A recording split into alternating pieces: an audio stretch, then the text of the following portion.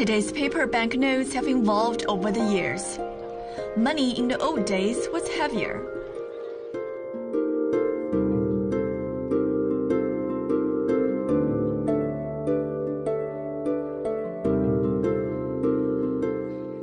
Silver bullion and coins performed as banknotes.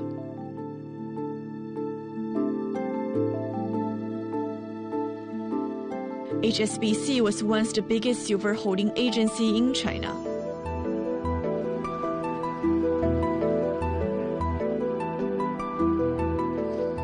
Its archive at Taiko Trade still has some of the bullion from the 19th century. Silks or tea, you would be using this to make payments for it. And you can see other examples in the cases here. It is heavy. It would have been quite a cumbersome process paying for transactions with this. But it's very tangible. You can sort of feel the weight, feel the value of it. The bank was founded in the British colony of Hong Kong more than 150 years ago. The first branch opened for business in Shanghai the following year. This is the very first minute book of HSBC. It records the very foundation of the bank. It begins with the minutes of the Provisional Committee, who came together on the 6th of August 1864 to found the Hong Kong and Shanghai Banking Corporation. And it also has here a beautifully written paragraph about the necessity and the reason why the bank was set up. It's talking about how, with the growth of trade in the region, the existing banking facilities are felt not to be enough. The bank was founded with a capital base of 5 million Hong Kong dollars.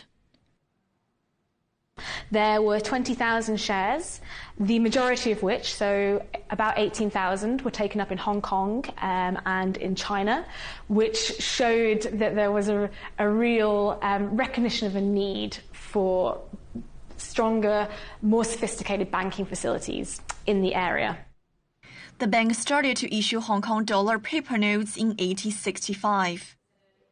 It soon became one of the major notes issuing banks in Hong Kong up until the present day.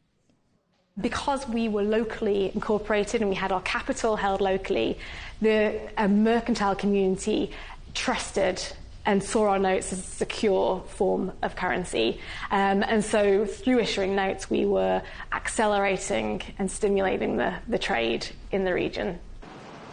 Jackson Rolling Central is named after one of the bank's most influential chief managers, Thomas Jackson.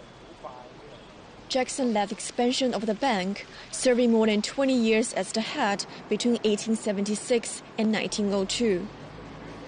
He was well respected for the role that he had played in the prosperity of the region, so that sort of financing of trade and supporting the local merchants as well as the international merchants. Built the network of the bank across China, so in different ports in China, and he also initiated our loans, international loans, so gained us a reputation for international loans. This collection is a highlight in the archive. It was given to Jackson by local merchants when he retired. You can tell from the selection of the imagery just how well respected he was by these local merchants. They would have selected these images to say something about Thomas Jackson's personality and their hopes for his future. So, for example, the phoenix at the top there would symbolize virtue, wishing him good luck with his retirement.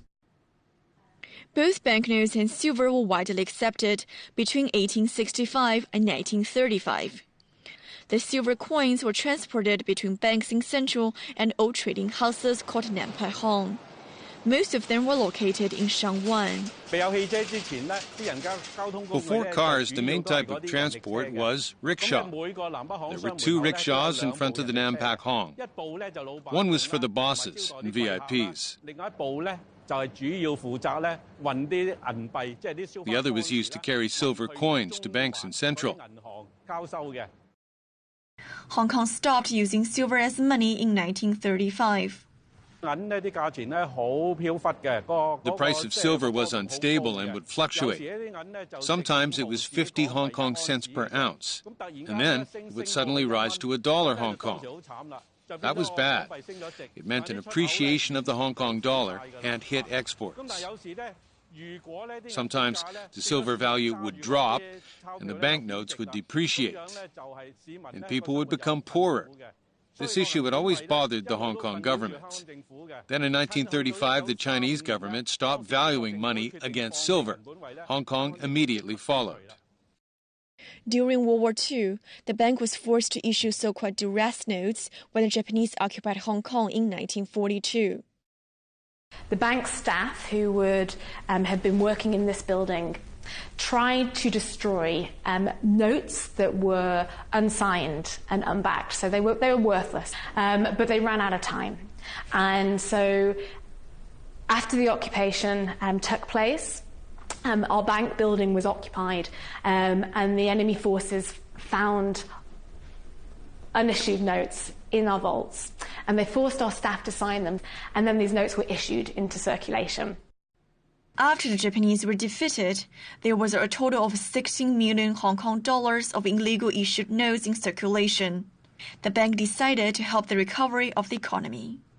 HSBC had to make the decision, do we honour these notes at the cost to ourselves, when we had no obligation to do so, or do we not? But to not do so would have been very damaging to an economy that was already very, very much destroyed. So we actually made the decision to honour these notes.